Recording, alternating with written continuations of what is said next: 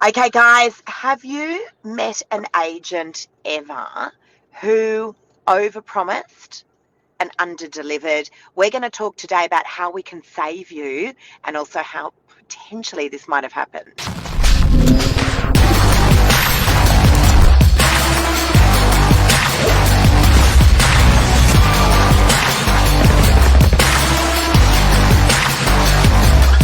I'm the ringleader, so listen up.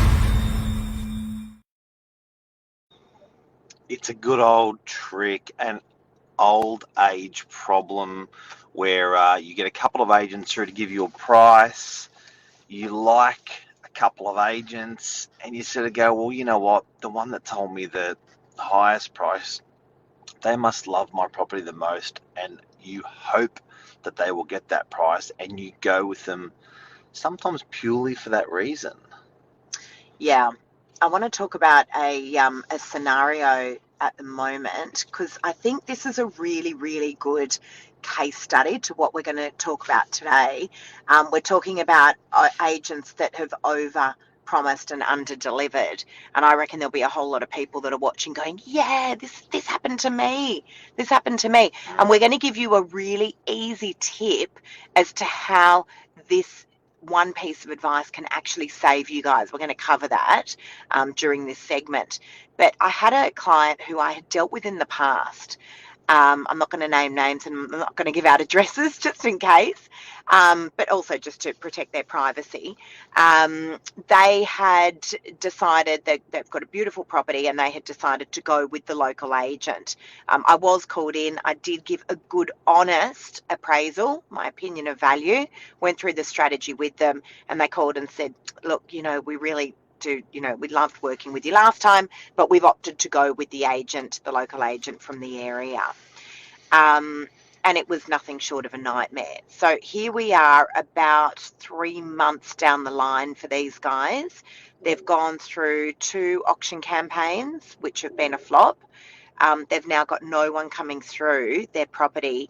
And I've been speaking with them now the last few weeks. And I said to them, guys, if you could just let me know how long that agency agreement is for. First of all, they actually weren't given one. So if you are signing into an agency agreement, guys, in New South Wales, by law, an agent must serve you with a copy of your agency agreement within 48 hours. That's real estate law.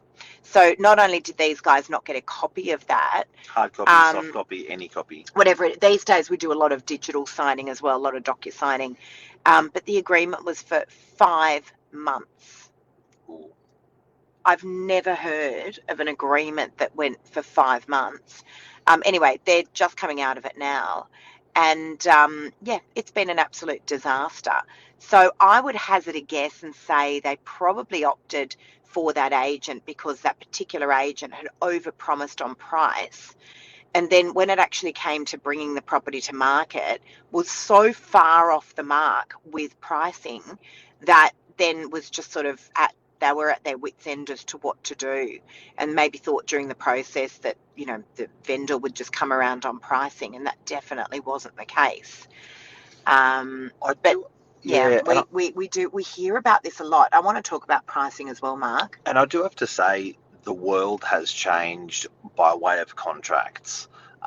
You used to have to sign up with a phone provider, even if you didn't get a phone, to get a certain plan for 24 months, 36 months, 12 months when you're getting a mobile phone. A lot of contracts in a lot of areas, your subscriptions based stuff, a lot of that's been deleted now, but the industry has still stuck to a 30-day, 60-day, 90-day agreement. Now, what that means is when a seller signs up with an agent, they commit exclusivity for that amount of time. Our industry hasn't changed, but I think it's quite clever these days that agents have so much confidence in their products and in their services that they don't require to strap down the client for 90 days or 120 days. So first of all, the first thing out of today is if you are going with an agent, and you are basing them on, basing it on, these ones are going to get me the best price. You don't particularly need to give them a long lead time. You don't need to give them 120, 90. You can actually give them a week. You can actually give them a non-exclusivity. I feel confident on taking a client on a short agency agreement because I know we work super hard, we deliver, and if we don't strike oil in a week or 2 or 3, I know they're going to stick by us because we're working hard. The hardest thing for us is when we are doing a cleanup behind agents that aren't performing. The clients are just like have their hands like strapped and have to sit on the sideline and do nothing. So the first one out of today is shorten your agreements. Shorten your agreement. So in doubt. The agent that comes flying through the door that's making all of these enormous promises. Oh, yeah. We've got a buyer who's going to pay big money for your property. Mate, that is music to any vendor's ears. It's poetry. Okay? Be careful of the trap. Yeah. Now, I'm not suggesting that sometimes agents don't have buyers that are going to pay big money for properties. But why would you sign up for 120 days? Well, that's exactly right. But in the event they don't, guys, the biggest struggle, now I do an enormous amount of cleanups. I had 3 appraisals yesterday. Particularly lately. 3 appraisals yesterday, and guess what? All 3 were actually, I call them cleanups. Expired listings off the back of other agents that had overpromised and underdelivered. And I hear the same thing over and over again from these vendors. The very first question I ask my vendors when I'm sitting in front of them, when I'm doing these cleanups, is where do you think things went wrong? Where do you think things went wrong? And, the answers are always the same. I could close my eyes and it's literally the same person talking. They go, well, we've gone down to just doing private inspections now. We're not having open homes anymore. We spent a huge amount of money on marketing. There are no buyers coming through the open homes. We were looking for this price. The agent promised me that we would be able to get to that price. And then I walk in and I go, okay, so this is the real price. This is where I truly think, honestly, your property sits in this market. Does that work for you or doesn't? Does it not? Because this is the good, honest pricing. And I'm basing it on real properties that have recently sold in your area. Why wouldn't the agent do that? That's got it. Because they're scared. First of all, a lot of agents are scared. And guys, please understand, we're having a really big heart-to-heart with you at the moment. And listen, this is not all agents. We're generalising, and we're giving you guys some tips here today that might be able to help you in case you are a vendor that's sitting there going, oh, this could be me. This could be me. Sometimes agents will over-promise on a price to get a listing. Now, at the moment, listings are tight again. So, and I've seen it. I saw it happen yesterday, Mark. I had a client who had called me after having a bad experience with this particular agency.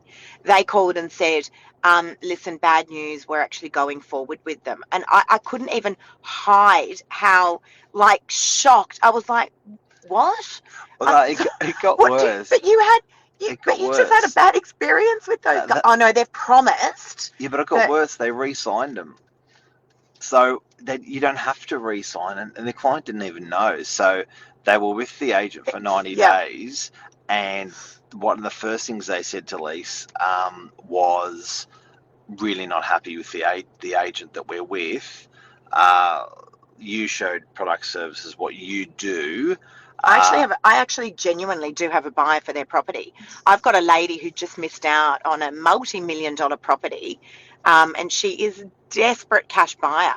So listen, if there's anyone out there, FYI, I did put a post up yesterday, 3-bedroom apartment. I've got a buyer who has a budget of $4 million for a 3-bedroom apartment, particularly in DY. It must have a lift or be on the ground floor. Here's the kicker, and this is something to teach people today.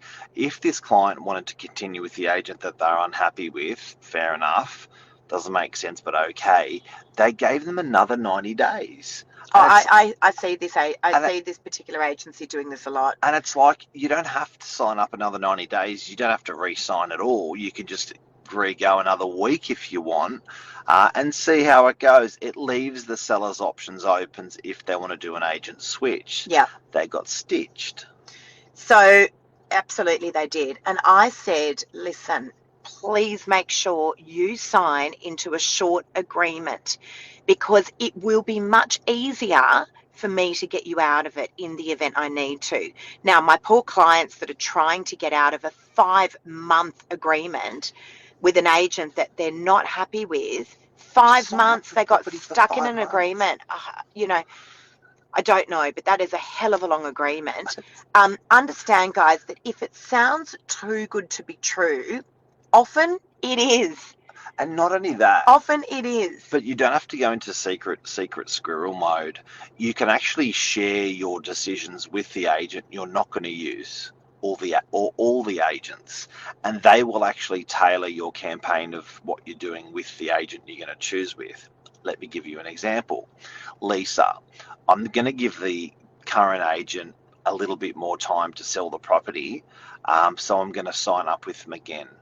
And then Lisa goes, how long are you going to sign for? Straight away, you're getting assistance from that agent. Yeah. So sometimes it's not sleeping with the enemy, but sometimes by just closed book and making decisions on real estate stuff doesn't need to happen. Another example, if you're buying a property, you can always ask other agents who are not in that agency what they think of that property. So always feel free to share IP with the enemy or other agents, and they're going to give you their 10 cents worth. Whether you take that advice or not, get that advice. And also, guys, please understand, you can always reach out to another agent. Now, for this client that re-signed with the agent that they were unhappy with because the agent has promised them that they have got a buyer at a much higher level. And I said, yesterday I said to them, Mark, I said, I'll be honest, guys, I don't know where they're actually getting that pricing from.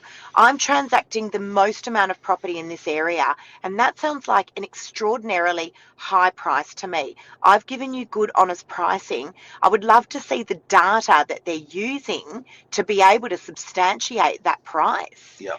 Because listen to this, guys, we are all using the same data. So if you got 3 appraisals, because that seems to be the average of what people get, 3 appraisals from 3 different agents, and one of those agents has come in with pricing that is significantly higher, alarm bells should be ringing, because we are all using the same data. Now, I was speaking to a client yesterday, similar thing, haven't sold, been on the market 59 days, and they asked me, what's the average days on market for my suburb? And I'm thinking, isn't that something you would have asked your current agent? And they said, is it weird that we haven't received an offer? So 6 weeks on the market, 10 weeks on the 9 weeks on the market, not one offer. So and I'm like, that's weird. I had a conversation with a really nice lady yesterday about this. So she's been on the market for 120 days with an agent, beautiful property. I gave her good realistic pricing. I said to her, I just want to be honest with you, I do believe that your property is not worth this, but I do believe it sits within this range. And I said to her, so where have the offers been coming in? She said, what offers? I haven't had any offer. Now, it's so weird. Okay, so but understand this. There may not be an offer where Mark Novak came in and said, I would like to offer $3 million for this property and a 6-week settlement unconditional. There may not be that offer. But an agent must ask the question to the buyers that are walking through. We are not concierges. We are there to sell the property and report to the vendor. Far out, you're hustling. 100%. And so we have to ask the buyer, Mark, where do you see value in this property compared to other properties that you have been through this week? Everyone. And so guess what we do? We collect the information from Mark. We collect the information from Joe Blow. We collect the information from Kim Smith, and we go back to the vendor and we go, listen, these are the buyers that came through this week. This is what they were saying about the property. This is where they feel the property sits. in the market. These people have had like 10 people buyers a week through their property. The agent should be saying that, and then the agent should advance that. It shows they're not experienced, because then the agent should say, "Would you like me to submit that to the owners?" So someone says, "Look, say it's a $3 million, say it's a $2 million property," and people go, "Look, I really see the value at about 1819. I don't see the value at 221." A good agent will turn around and say, "Would you like me to submit that as an offer, an expression of interest for the property?" The guy goes, "Yeah, look, happy if you put it. I'm happy if you put in 1819, and then you've got the offer." How can you have 60 people through the property and not have one person with an offer? But no, or feedback on price. Now, as offers are hard to get. When you get buyers, love to make offers if you don't make them feel silly, and if you invite them. If you crunch them, they'll just run. And guys, understand, we are real estate agents. We are not magicians. We are real estate agents, not magicians. I'm a magician. It's important that you do give that feedback, good, bad, or ugly, to your vendor. It is our job to report the facts and negotiate the sale. Yeah. That is our job. Now, I've had to have conversations many a time with vendors where I've said, this is not where, and I have given them a higher opinion of value. And I'm always very clear with my vendors, please understand, I am not a bank valuer. This is my opinion of value. But the real judges are the buyers, and they're the ones that we need to ask. Now, I had a property that was on the market a few weeks ago. There was a bit of a curveball with it. I'll be honest, I had given a higher opinion of value. And when the buyers started coming through, and we had a significant amount of buyers, they were telling me something different, because the sticking point with the property became a very big issue with the market. And I had to report that to my vendor. And in the end, I did have an offer. I had an offer in the high 3 millions. I said to my vendor, if that does not work for you, you need to hold your property, and I will call you when the market comes up. Now, that's a hard conversation to have as an agent, but our job is to report the facts, negotiate the sale. As I said, we're not there to none of the buyers like it. None of the buyers see value where I've given my opinion of value. Therefore, I just won't give it at all. No, that is not our job. Our job, as I said, report the facts, negotiate the sale. And sometimes we can be off the mark, but you do need to have that heart-to-heart conversation with your vendor. It's their property, and allow them to make that decision. The buyers are the judges. You got to calm down a bit, Lise. Calm down. You look very skinny today, Lise. Oh, do I? Yeah. Could be I had a haircut. No, I've been. Very skinny. Relax a little bit. You just take a couple of seconds. I'm all hyped up. Take a couple of seconds, Lise. I know it's the coffee and the banana bread. I know you're pretty passionate about this. Before we go, Lise. I do love. I don't love this topic, but I do really enjoy looking after expired listings. I actually do enjoy it, and I'll tell you why. I like that I can throw these vendors a lifeline. Maybe we can just wrap up on this, Mark, because If I say something at all after, at the end of the show, I'll have a go, and then you can. No, that's fine. That's fine. What were you going to say, Lise? We have a lifeline for these vendors, but it's very hard to get sellers out of an agreement if they're signed into a big long agreement. If you feel like you are going to choose an agent, have chosen an agent that you feel could be overpromising, sign a short agreement. Negotiate a short agreement. If you're confident with the agent and the agent's confident with themselves, do a short agreement.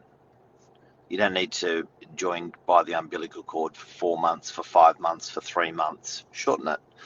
And you know what? The agent may even work harder because they know they've got a short lead. Anything else to say on this lovely day? I want to just wrap up, because again, it's the same prototype of seller where they've spent an enormous amount of money on marketing. The conversation after we work out where they feel things may have gone wrong, then moves into, and I'm not going to spend any more money on marketing. They've spent thousands and I've spent thousands of $7 dollars. grand. I don't want to switch and spend another Yep. $7 grand and get around that. And as then well. we throw them a lifeline with marketing where we can actually do a $0 marketing strategy. So we often talk about our pre-market $0 marketing strategy, but it works in reverse as a post-market $0 marketing why strategy. pay when we pay? That's how it originally So started. we cover that, and I will never use another agent's photos. I will take my own photos, fresh, and I will pay for those. But we do have a lifeline for you. So I'm going to take Lisa to calm down a little bit, guys. I'm you sure? Yeah, I'm very calm. Wow, you're like that. You know, you pull that thing and go. On Friday, on this lovely Friday, have a great weekend, everyone. Anything else that happened this week that you want to share? Lots of nice. My cousin using another agent to sell their property. Oh, that's one for an. Oh, I can't believe I said that. I can't believe you said that. That's one for another. That's actually one for another session. Mark, I can't believe you just said that. Couple of really nice little listings coming on as well. Listings have calmed down again. We do have some good stock. Days on market for the new stock that's coming on is literally popping, as in list 24 hours later sold. It's doing well. Days on market's quick again, guys. It's very quick. Spring selling season there is no spring selling season. There's not a lot of stock around. And a lot of people are strong about it, but if you want to be in your rental property, you want to buy something, you want to sell out of something, you've got a 6-week settlement, and that's starting to push on November, which is also pushing on Christmas in December. So the days are limited if you want to be in or out of your property this year. So you've probably got another month to get business sorted. Pretty exciting for people to be in a new house and for the new year. Yeah. But there's still plenty of time, guys. I mean, we are one of the very few agencies that actually stays open all the way through Christmas and New Year. Yeah, we do heaps of deals. We do heaps of deals. At that and period. Northern Beaches is pumps at Christmas and New Year, because guess what happens? People come to holiday there. So it's always a really, really busy time of year. Thanks for talking today with us, Lise. It's better than sitting here saying nothing at all. Yeah. And have a great day, everyone. Enjoy, get out there, have some fun. Sydney's beautiful weather at the moment. Stunning. Correct. Take care. Be safe, guys. See you, love you, bye. Bye.